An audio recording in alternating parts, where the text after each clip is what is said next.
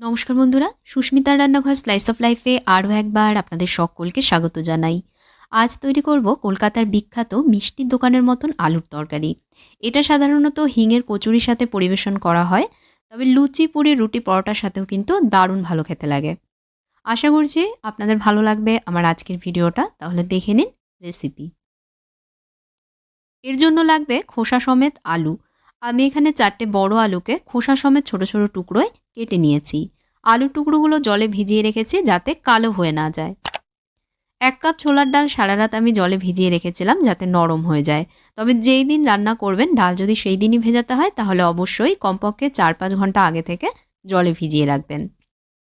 ডাল আমি কুকারে সেদ্ধ করব। জল ফেলে দিয়ে কুকারের মধ্যে ডাল ঢেলে নিচ্ছি।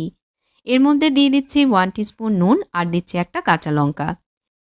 এবার পরিমাণ মতন জল কুকারের মধ্যে ঢেলে দিয়ে কুকারের ঢাকনা আটকে দিচ্ছি। গ্যাসে কুকার বসিয়ে দিয়ে হাই আছে 3টে সিটি দিয়ে নেব। 3টে সিটি দিয়ে নেবার পর কুকার ঠান্ডা হতে দেব। তারপর আমি কুকারের ঢাকনা খুলব। এবার একটা কড়াইতে 2 টেবিল স্পুন সর্ষের তেল গরম করে নিচ্ছি। তেল গরম হয়ে গেলে তেলের মধ্যে দিয়ে দিচ্ছি একটা তেজপাতা, একটা শুকনো লঙ্কা, 1/2 টিস্পুন হিং আর 1 টিস্পুন দিচ্ছি 5 ফোড়ন। মশলা একটু ভেজে নেব। তেলের মধ্যে মশলা ফ্লেভার ছেড়ে দিলেই দিয়ে দেব এর মধ্যে জল ঝরানো আলুর টুকরোগুলো। আলুর মধ্যে দিয়ে দিচ্ছি 1/2 টিস্পুন হলুদ গুঁড়ো আর দিচ্ছি 1 টিস্পুন নুন।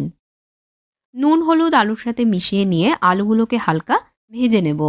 এই তরকারির জন্য খুব বেশি লাল করে আলুগুলো ভাজবার প্রয়োজন নেই, জাস্ট হালকা করে ভেজে নিতে হবে।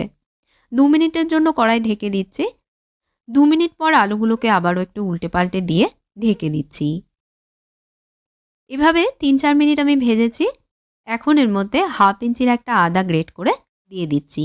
আমি আদা গ্রেট করে দিচ্ছি, আপনারা চাইলে আদা থেতো করেও দিতে পারেন। এরই সাথে দিয়ে দিচ্ছি এর মধ্যে 2টো থেতো করে রাখা কাঁচা লঙ্কা। আর দেব ভাজা মশলা। শুকনো খোলায় জিরে, ধনে, মৌরি, শুকনো লঙ্কা একসাথে একটু ভেজে নিয়ে তারপর আমি গুঁড়ো করে নিয়েছি।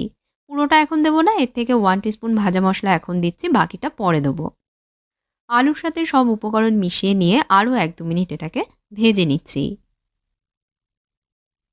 কড়াইটা ঢেকে দিয়ে 1-2 মিনিট ভেজেছি। এবার এর মধ্যে অল্প জল দিয়ে এটাকে একটু সময় কষিয়ে নেব। আবারও কড়াইটা ঢেকে দিচ্ছি। অন্যদিকে কুকারের প্রেশারও রিলিজ হয়ে গেছে, ঢাকনাটা খুলে নিচ্ছি। ডাল দেখুন সেদ্ধ হয়ে গেছে। এই তরকারির জন্য ছোলার ডাল এমনভাবে সেদ্ধ করতে হবে যাতে ডালগুলো গোটা থাকে। দেখুন ডালগুলো গলে যায়নি, গোটা রয়েছে, অথচ হাত দিয়ে একটু টিপলে পরেই গলে যাচ্ছে, মানে ভালোভাবে সেদ্ধও হয়েছে।